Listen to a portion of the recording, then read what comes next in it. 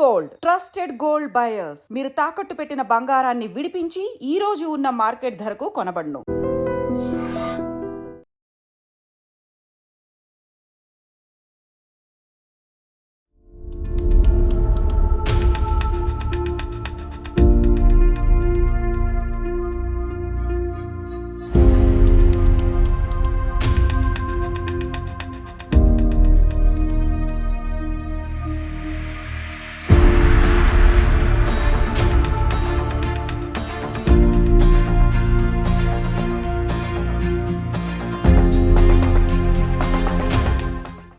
అమ్మాయిల మీద అఘాయిత్యాలు ఇది ఎంత కామన్ గా అయిపోయిందంటే రోజు ఎక్కడో ఒక చోట అనడానికి లేదు. నిజం చెప్పాలంటే కూడా అసలు మల్టిపుల్ ప్లేసెస్ లో ఇట్లాంటి సంఘటనలు జరుగుతున్నాయి. షీ టీమ్స్ వచ్చాయి, పోలీస్ వ్యవస్థ చాలా బాగుంది, అయినా సరే అక్కడక్కడ ఇట్లాంటి సంఘటనలు అయితే జరుగుతున్నాయి. అఫ్ కోర్స్ అందులో అమ్మాయిల తప్పు కూడా డెఫినెట్లీ చాలా దగ్గరలో ఉంటోంది. ఇది ఎవరైనా సరే ఒప్పుకోవాల్సినటువంటి పరిస్థితి. ఎందుకంటే నేను ఇప్పుడు చెప్పబోయే ఇన్సిడెంట్ కూడా అలాంటిదే అనుకోవచ్చు. బాచ్పల్లి పోలీస్ స్టేషన్ పరిధిలో జరిగింది ఈ ఇన్సిడెంట్. ఎందుకంటే ఓ అమ్మాయి బయోమెడికల్ స్టూడెంట్, ఆమె చెన్నైలో చదువుకుంది. ఇంటర్న్షిప్ కోసమని ఇక్కడ జూబ్లీ హిల్స్ లో ఒక హాస్పిటల్లో ఇంటర్న్షిప్ ఇప్పిస్తాను, బికాస్ బయోమెడికల్ అని అంటే నర్స్ కి సంబంధించిన కోర్స్ కాబట్టి ఈ నర్సింగ్ కి సంబంధించిన ఎక్స్పీరియన్స్ కోసం ఇంటర్న్షిప్ డెఫినెట్లీ చేయాల్సి ఉంటుంది. ఈ కోర్సులు అలాంటివి. అందులో భాగంగా ఇప్పుడు చెన్నైలో ఉన్నటువంటి సాక్షి ఠాకూర్, ఆమె పేరు వచ్చేసి చెన్నై వాసి, అక్కడే ఆమె కాలేజ్ లో కూడా చదువుకున్నటువంటి పరిస్థితి.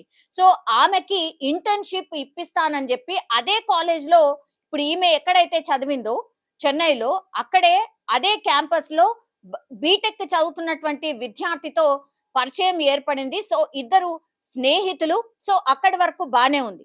కానీ హైదరాబాద్ లో నీకు ఆపర్చునిటీస్ చాలా బాగుంటాయి, ఇంటర్న్షిప్ ఇక్కడ చేస్తే నీకు ఫ్యూచర్ బాగుంటుంది అని ఆయన ఈ సాక్షి ఠాకూర్ ని హైదరాబాద్ కి రప్పించడం అయితే జరిగింది.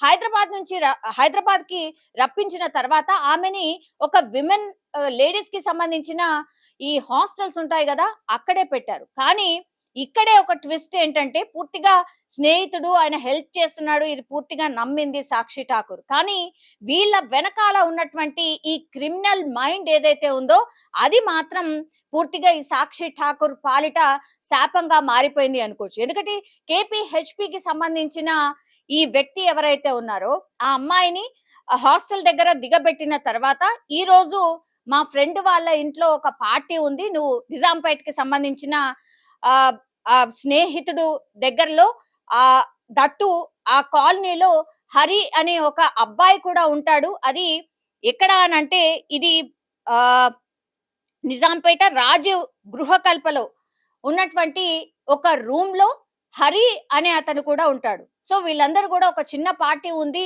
రా అంటే సాక్షి కూడా వెళ్ళింది. అందరూ కలిసి పార్టీ కూడా చేసుకున్నారు. బట్ అక్కడ రాజీవ్ గృహకల్ప అంటే మనకు తెలుసు, అందరూ కూడా అక్కడ ఫ్యామిలీస్ ఉంటాయి, పిల్లలు ఉంటారు, అందరూ ఉంటారు, మనకు అందరికీ తెలిసిందే.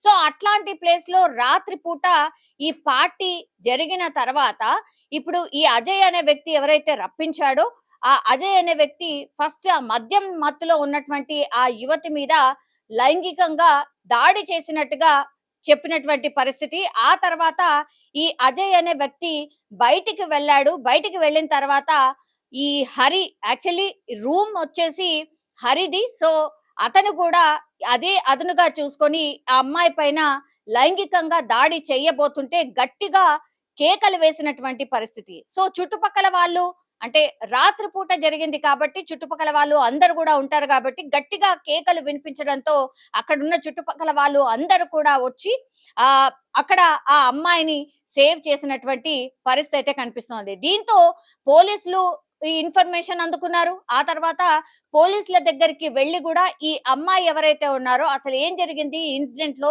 వీళ్ళెవరు, వీళ్ళు ఎట్లా పరిచయము, ఎందుకు వచ్చింది ఏంటి అనేది కూడా పూర్తిగా చెప్పినట్టుగా చెప్తున్నారు.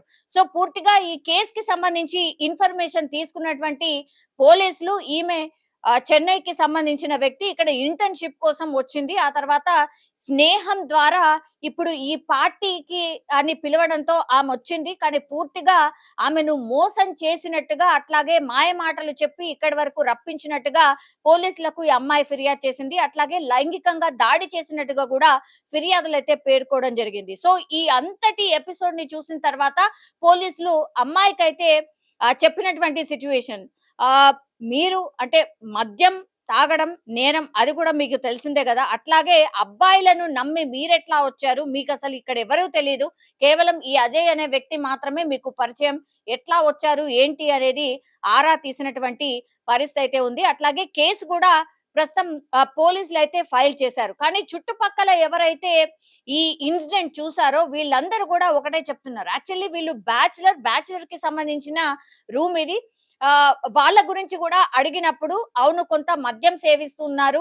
ఆహ్, అప్పుడప్పుడు అల్లర్లు చేస్తున్నట్టుగా కూడా మాకు అర్థమైంది. సో, ఈ నెల తర్వాత వాళ్ళని వేకెంట్ చేపిద్దాము అని అనుకున్నాము. ఇంత లోపలే ఈ సంఘటన జరిగింది. మేము కూడా అనుకోలేదు. కానీ గతంలో ఇట్లా ఎప్పుడైతే జరగలేదు. ఇది ఫస్ట్ టైమ్. మేము కూడా షాక్‌లో ఉండిపోయాము అనేటువంటి మాట అక్కడ ఉన్నటువంటి స్థానికులైతే చెప్తున్నారు. ఇప్పుడు పోలీసులు స్థానికుల ఇన్ఫర్మేషన్ అట్లాగే ఆ రూమ్‌లో జరిగినటువంటి ఇన్సిడెంట్‌కి సంబంధించి ఈ మద్యం తాగినటువంటి పరిస్థితి, అట్లాగే ఈమె హాస్టల్ ఎక్కడుందో అక్కడికి వెళ్ళడం, ఈమె ఎక్కడి నుంచొచ్చింది, ఏంటి ఆ ఇన్ఫర్మేషన్ తీసుకోవడం, ఇప్పుడు ఆమె పేరెంట్స్‌కి కూడా ఇక్కడికి రప్పించే ప్రయత్నం చేయడం, ఇదంతా కూడా జరుగుతున్న సిట్యుయేషన్ అయితే కనిపిస్తోంది. కానీ ఇక్కడ ఒకటి ఏంటి అంటే ఇట్లా అబ్బాయిలు పరిచయస్తులు ఉన్నారు అని చెప్పి మోసపోయే అమ్మాయిల సంఖ్య చాలా పెద్ద ఎత్తున పెరుగుతోంది. కాబట్టి దీనికి సంబంధించి మిమ్మల్ని మీరు ఎట్లా డిఫెండ్ చేసుకోవాలి, ఏంటి అనేది కూడా నేర్చుకోవాల్సిందే అని మరోసారి ఈ ఇన్సిడెంట్ చెప్పకనే చెప్పింది అనుకోవచ్చు. పోలీసులు కూడా అమ్మాయికి అదే చెప్పారు. యాక్చువల్లీ మీరు మద్యం సేవించడం అది తప్పు. నమ్మి ఇక్కడి వరకు రావడం ఇంకో తప్పు. కానీ మిమ్మల్ని మీరు సేవ్ చేసుకోవడం కూడా నేర్చుకోవాల్సిందే అంటూ కూడా ఆ అమ్మాయికి చెప్పినట్టుగా కూడా చెప్తున్నారు. సో ఈ కేసు అయితే పూర్తిగా ఒక సెన్సేషన్‌గా మారిపోయిన పరిస్థితి అయితే కనిపిస్తోంది. పోలీసులు ఈ కేసుని ఫైల్ చేసి విచారణ అయితే చేస్తున్నారు. అట్లాగే వీళ్ళిద్దరిని కూడా అదుపులోకి తీసుకున్నారు.